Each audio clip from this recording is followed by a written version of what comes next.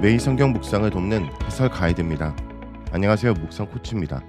함께 읽고 나눌 말씀은 여호수아 6장 8절에서 27절까지 말씀입니다.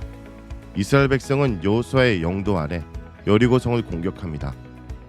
여호와께서 지시하신 대로 성을 돈 후 함성을 지르니 성벽이 무너졌습니다. 무장한 군인들이 여리고 성을 진입하여 랍의 가족을 제외하고 여리고 성에 속한 모든 것들을 진멸하였습니다. 오늘 본문을 읽겠습니다. 8절에서 21절 중 15절부터 21절까지를 읽겠습니다.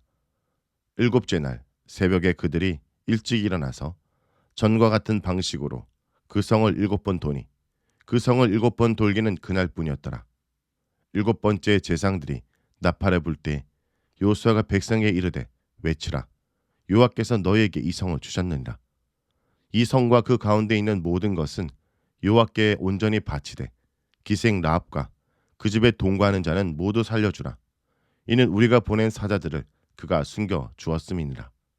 너희는 온전히 바치고 그 바친 것 중에서 어떤 것이든지 취하여 너희가 이스라엘 진영으로 바치는 것이 되게 하여 고통을 당하게 되지 아니하도록 오직 너희는 그 바친 물건에 손대지 말라. 은금과 동철 기구들은 다 여호와께 구별될 것이니 그것을 여호와의 곳간에 들을지니라 하니라. 이에 백성은 외치고 제상들은 나팔을 불매 백성이 나팔 소리를 들을 때 크게 소리질러 외치니 성벽이 무너져 내린지라. 백성이 각기 앞으로 나아가 그 성에 들어가서 그 성을 점령하고 그 성 안에 있는 모든 것을 온전히 바치되 남녀노소와 소와 양과 나귀를 칼날로 멸하니라. 이스라엘 군대는 엿새 동안 매일 한 바퀴씩 성을 돌기만 하였습니다. 제상이 언약궤를 메고 나팔을 불면서 돌기만 하니 여리고 도성의 군사들은 매우 불안하였을 것입니다. 이미 여호와께서 홍해와 가나안 동편에서 하신 일을 듣고 마음이 녹아 있었던 여리고 사람들은 전쟁 같지 않은 전쟁을 수행하는 이스라엘 모습을 보면서 온갖 억측을 쏟아냈을 것입니다. 이는 그들의 불안한 마음을 이용한 심리 전술입니다. 이스라엘은 6일 동안 하루에 한 바퀴씩만 돌고 7째 날에는 7바퀴를 돌았습니다. 그런 후에 헤렘법을 선포합니다. 여리고 도성에 속한 것을 모두 진멸해야 합니다. 헤렘, 하람이라는 단어는 17절에 나온 후 18절에 4차례, 21절에 한 차례 반복됩니다. 헤렘은 2장 10절에 이미 나온 바 있습니다.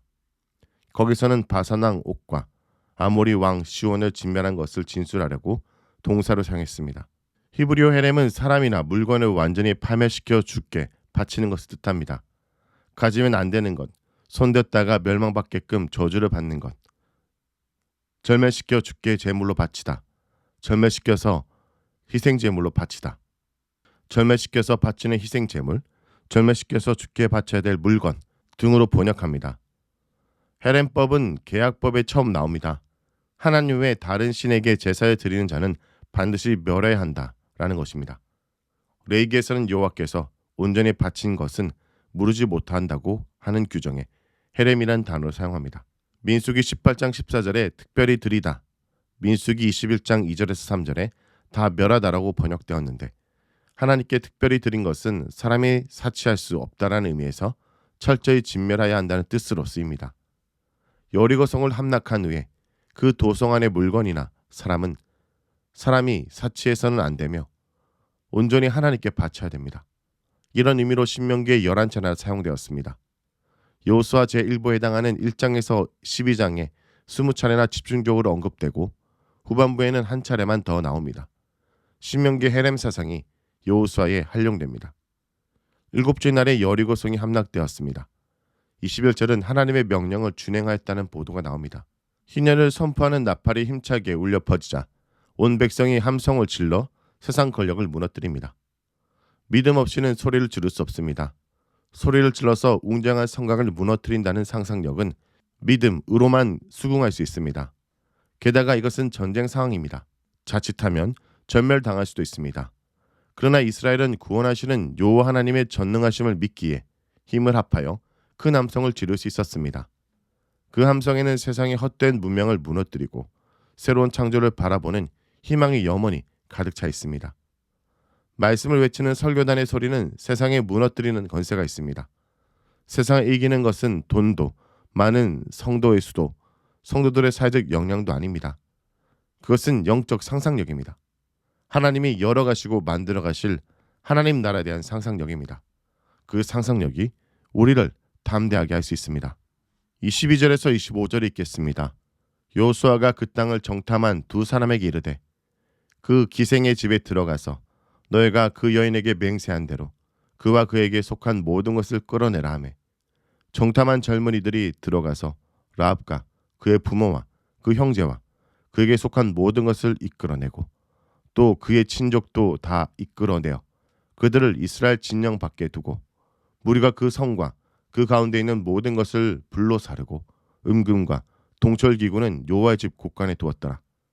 여호수아가 기생 라합과 그의 아버지의 가족과 그에게 속한 모든 것을 살렸으므로 그가 오늘까지 이스라엘 중에 거주하였으니 이는 여호수아가 여리고를 정탐하라고 보낸 사자들을 숨겼음이었더라.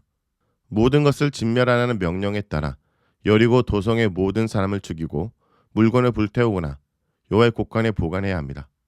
그러나 진멸 대상에 제외해야 될 사람이 있습니다. 일찍이 기생 라합은 정탐꾼 두 사람이 여리고 도성에서 쫓길 때 숨겨준 적이 있었습니다. 그때 정탐꾼들은 라합의 식구들을 구해주기로 약속한 바 있습니다. 라합의 가족과 친족들은 가나안 주민이지만 라합이 여호와 하나님을 경외하였기 때문에 진멸 대상에서 제어되었습니다.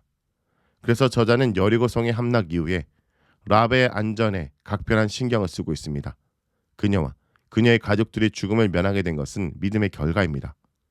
기생에 불과한 그녀의 신앙을 받으시는 하나님, 비천한 그녀와 한 약속을 그대로 이행토록 자비를 베푸시는 하나님의 은혜가 빛나고 있습니다. 가나안 원주민이라 할지라도 하나님 나라에 투항한 사람은 믿음으로 이스라엘 백성이 될 수 있음을 라합은 보여주고 있습니다. 라합의 이야기는 7장에 전개되는 아간의 이야기와 한 쌍을 이루며 우리에게 하나님의 심판에 대한 깊은 진리를 가르쳐줍니다. 여리고성은 요압께 바쳐졌지만 그런 와중에도 라합과 그녀의 가족은 살 수 있었습니다. 이는 아무리 한 도시가 제약에 속했고 그 백성이 모두 심판을 받아 죽어야 할 자리에 이른다 해도 하나님은 항상 신실한 자들에게 자비를 베풀어 살리실 준비가 되어 있음을 보여줍니다. 반면에 아간은 하나님의 자녀였지만 하나님의 것을 훔쳐서 그는 물론이고 그의 자녀들과 그가 소유한 짐승까지 아골 골짜기에서 돌에 맞아 죽게 됩니다. 그의 가정이 헤렘을 당한 것입니다. 헤렘을 당하도록 계획된 자는 죽음을 면하고 헤렘을 행해야 될 자는 헤렘을 당했습니다. 선민이라는 사실이 그 죄를 은폐할 수 없으며 헤렘을 실행할 자라도 헤렘될 수 있음을 말해줍니다. 기생 라합의 몸에서 다윗의 조상이 태어났고 다윗은 후일 예수님의 조상이 됩니다. 산모는 유다의 수장인 나손의 아들입니다. 40년 강야 유랑 기간 중에 나손이 태어났을 것으로 추정됩니다. 민수기 2장 3절에 동쪽 해 뜨는 쪽에 진을 칠 사람들은 그 군대별로 유다 진영의 세 지파 부대이며 유다 자손의 수장은 암미나답의 아들 나손이라는 말이 나옵니다. 또 룻기 4장 20절에서 22절에는 아미나답은 나손의 아버지가 되고 나손은 살몬의 아버지가 되고 살몬은 보아스의 아버지가 되고 보아스는 오벳의 아버지가 되고 오벳은 이세 아버지가 되고 라는 말이 나옵니다. 마태복음 1장 4절에서 5절에 람은 아미나답을 낳고 아미나답은 나손을 낳고 나손은 살몬을 낳고 살몬은 라합에게서 보아스를 낳고 보아스는 룻에게서 오벳을 낳고 오벳은 이세를 낳고 라고 기록되어 있습니다. 여기서 라합은 여호수아에 나오는 여리고의 기생 라합이라고 보아도 크게 무리가 없어 보입니다. 다음은 26절에서 27절 읽겠습니다. 여호수아가 그때 맹세하여 이르되 누구든지 일어나서 이 여리고성을 건축하는 자는 여호와 앞에서 저주를 받을 것이라. 그 기초를 쌓을 때 그의 맏아들이 이를 것이요 그 문을 세울 때 그의 막내 아들을 이르리라 하였더라. 여호와께서 여호수아와 함께 하시니 여호수아의 소문이 그 온 땅에 퍼지니라. 여리고는 하나님의 나라 도래에 저항하며 하나님 나라 백성의 공존을 거부하는 정의 상징이자 그 대표자입니다. 여리고는 멸망을 자초한 것입니다. 여호수아는 여리고성을 재건하지 말 것을 백성에게 명령합니다. 그 이유는 여리고성이 가나안 정복의 첫 열매이기에 성의 폐허를 보면서 여호와를 기념하는 의미가 되었기 때문입니다. 또 여리고성은 이스라엘에게 전쟁에 관한 깊은 진리를 줍니다. 전쟁의 승패를 가르는 것은 하나님의 임재라는 사실을 일깨워 주기 때문입니다. 또 주변 나라들에게도 여리고성의 폐해는 이스라엘의 하나님이 어떤 분인지를 일깨워주는 역할을 할 수 있을 것입니다. 이스라엘에게는 하나님의 인도하심의 상징으로, 적들에게는 공포의 상징으로 사용될 수 있습니다. 그러나 이스라엘은 후일 북왕국 아방 시대에 여리고성을 재건하였습니다. 엘리야가 등장하기 직전에 베델 사람 히엘이 여리고성을 재건하다가 그의 맏아들과 막내 아들을 잃었습니다. 성도 여러분, 오늘 말씀을 통해 우리는 완전한 순종을 통해 하나님의 역사가 나타남을 기억해야 합니다. 일곱째 날 일곱 바퀴를 돌고 일곱 제상이 일곱 나팔을 불고 백성들이 큰 소리를 지르자 여리고성이 무너졌습니다. 이처럼 완전해졌다는 숫자 일곱이 여러 번 반복되는 것은 여리고성 함락이 하나님의 명령에 대한 완전한 순종을 통해 이루어졌다는 것을 의미합니다. 또한 순종은 지도자 한두 사람의 몫이 아니라 공동체에 속한 모든 사람의 몫입니다. 나와 우리 공동체는 한마음으로 순종하고 있는지 돌아보기 원합니다. 말씀을 놓고 기도하겠습니다. 주님, 하나님의 약속을 믿고 불평하거나 욕심 부리지 않고 오늘도 온전히 끝까지 순종하게 하여 주시옵소서. 예수님의 이름으로 기도합니다.